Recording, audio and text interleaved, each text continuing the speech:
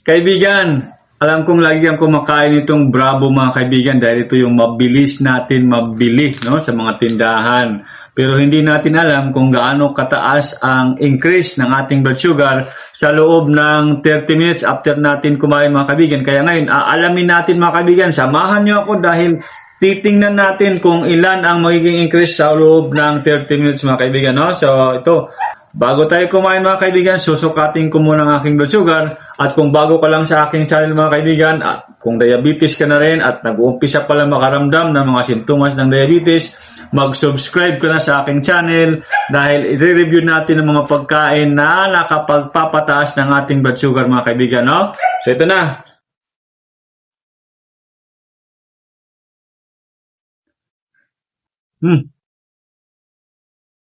Yan.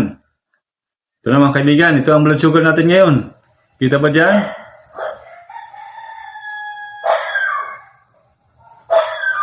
Okay, so yan ang ating blood sugar mga kaibigan. 119 mg per deciliter ang ating blood sugar mga kaibigan. Dahil yan sa iniinom nating Ganoderma at Spirulina mga kaibigan. Ayan, no? So ilalagay ko lang yung aking number dyan para kontakin nyo ako nasa description mga kaibigan.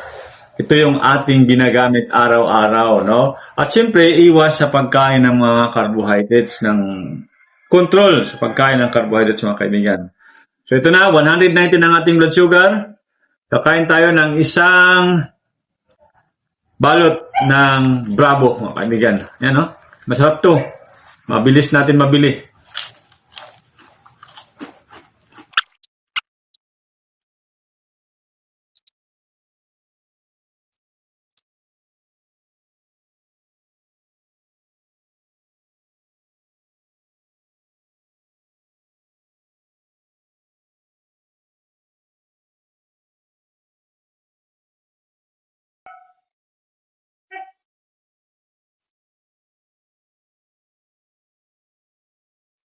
Yan mga kaibigan, no? Natapos tayo kumain ng Bravo.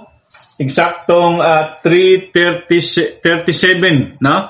Kunin natin, no, kung ilan ang magiging increase ng ating blood sugar sa loob ng 30 minutes mga kaibigan. Dahil alam ko naman na araw-araw pagka wala tayong ibang makitang pangmerienda, ito ang kinakain natin mga kaibigan, no? So mas mabuti na yung alam natin kung ilan ang increase, no, ng ating blood sugar mga kaibigan after natin kumain ng Bravo. Ayan. Kaibigan, no, naka 30 minutes na tayo. Ang oras natin ngayon ay 4:08 na, no? So natapos tayo kanina ng 3:37 mga kaibigan, no? So naka 30 minutes na tayo. Ito na. Ito na yan. Ito na mga kaibigan. Yan, 119 ang sugar natin kanina.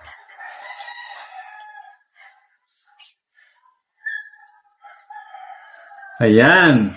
Ngayon ay 146. So, 25, 27, no? 27 mg per deciliter ang increase ng ating blood sugar within 30 minutes mga kaibigan. So, pwede ang Bravo pang merienda mga kaibigan. Tamang-tama lang, no?